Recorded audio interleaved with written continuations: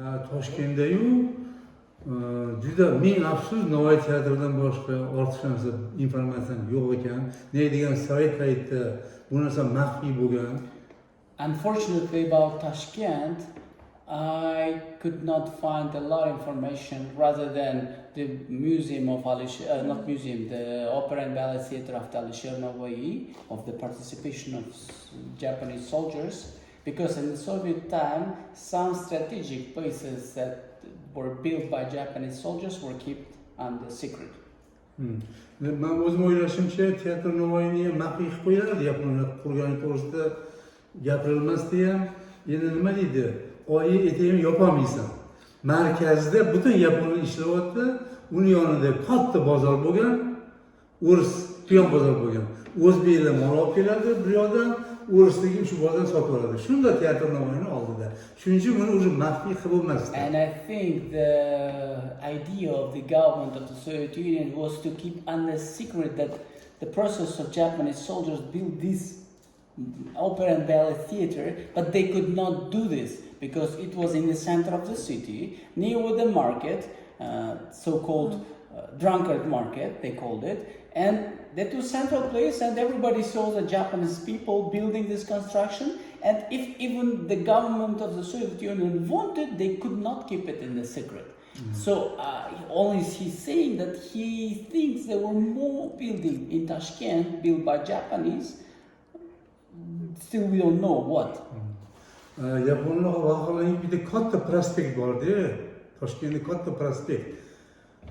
Shu prospektni Yaponlar qurgan. Agar teatrlar 400 ta ishlagan bo'lsa, 14 mingta Yapon Toshkentda ishlagan. Qayerda nima qilgan? Hech kim mana bilmaydi. So if you think logically, you can understand if just 400 people participated in building of this Alisher Navoiy Theatre, 14,000 people were involved in building construction in Tashkent. So you can assume where else they were participated. So they should create a lot of other places too. Shuning uchun men Xiraga 2 filmda shu Toshkentdagi katta prospektni tarixini beraman. Qanaqa Yaponlar shu prospektni Qaysi prospekt? Qaysi otur yo'qmi, otur prospekt? Endi buni hozir men sal naqa qilib turdim-da.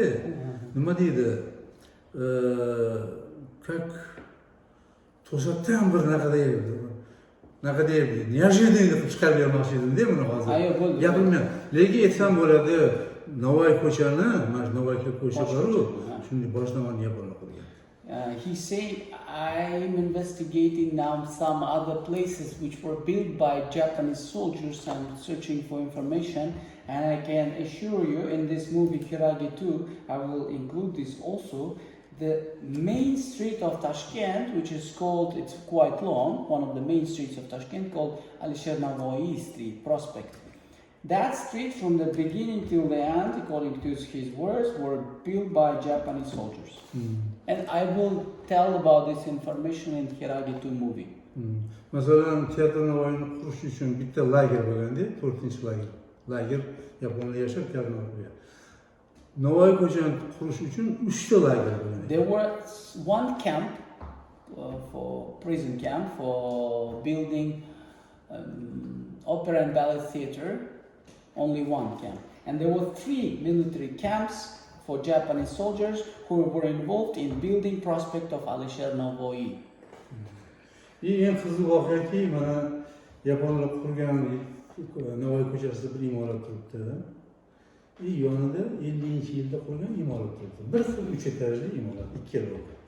Yer qimirlagandan keyin mana keyin qurgan imorat butun yorilib, darhol shvellerlarni har etajini bog'lab chiqishdi. Shvellerlar 50-yil qurgan imorat. Yaponlarning masalan shunda turibdi.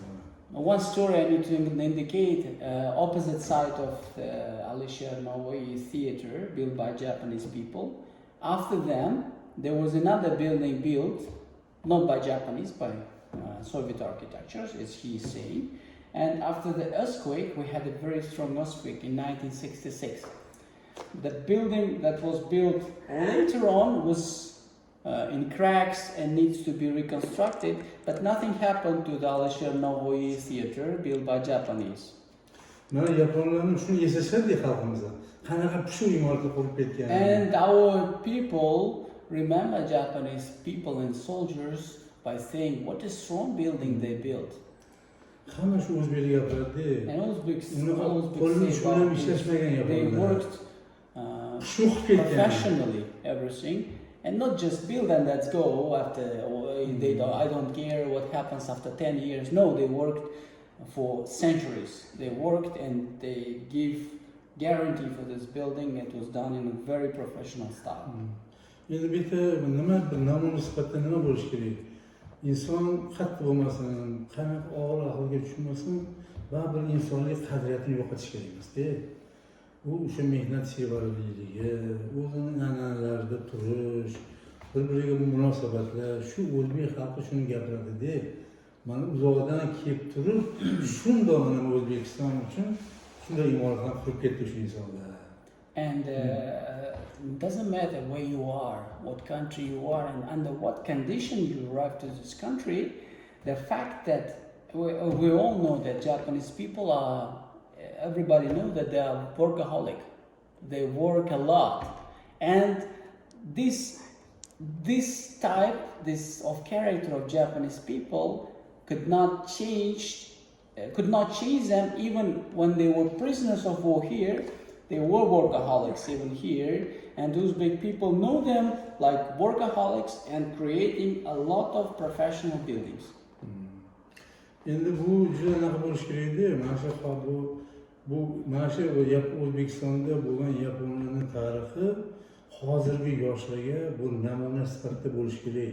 This type of history, this history should be as a sample for the young generation, and they should know this history. Ayniqsa Yapon bolalariga ota-onasidan ular faxrlanish kerak. Shundoq vatandan uzoq bo'lib turib, shunaqa yaxshi nom qoldirib ketyapti shu odamlar. Men boshiga tash tushgan bo'lsa ham, halol mehnat qilib, o'zga yurtda shunday chiroyli imoratlar va eng kerakli nima?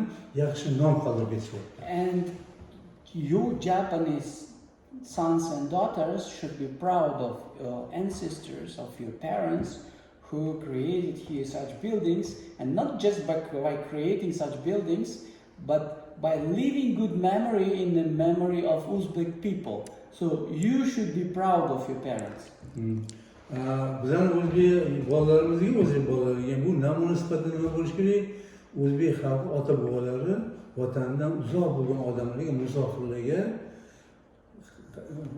qo'llab-quvvatlashdi. Qo'ldan kelgancha o'zlariga oson bo'lmagan, qiyin davrlar bo'lgan. Lekin o'zidan ortib shurdi Yaponlarga ancha qo'llab yordam berishgan. Musofir ko'zi bilan qarashgan ularga. And for sons and daughters of Uzbek people, the sample of this history should be the way that if even it was hard after wartime, it was a very hard period of time, if even it was very hard for themselves, but their fathers and mothers tried to feel sympathy and tried to help Japanese soldiers and Japanese people and show them the Uzbek hospitality. This should be the sample for Uzbek sons and daughters, young generation now. Afsuski, ko'p odam bilmaydi bu tarixni. Unfortunately, ayniqsa hozirgi yoshlar bilmaydi. Especially young generation, many of them don't know this history. Ana shu tarixni bolalar, hozirgi yoshlar ham bilish kerak, ham hurmat qilish kerak. They should know this history and respect it. Ham boshiga ota-onalarini o'sha paytda mana shu gumanizm ideyalarida bunda hayot tartibini boshiga ko'tarib yurish kerak. And they should carry, this is word-to-word translation, but you will understand, you should carry your parents on your heads because of this humanism, human beings, activities they show to other nations.